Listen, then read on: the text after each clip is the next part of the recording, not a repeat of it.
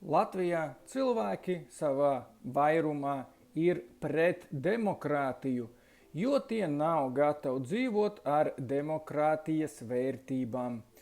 Kā rakstīja viens no demokrātijas teorijas pamatlicējiem, demokrātija nozīmē piekrišanu būt tādu ļaužu pārvaldītam, kuri tev izteikti nepatīk.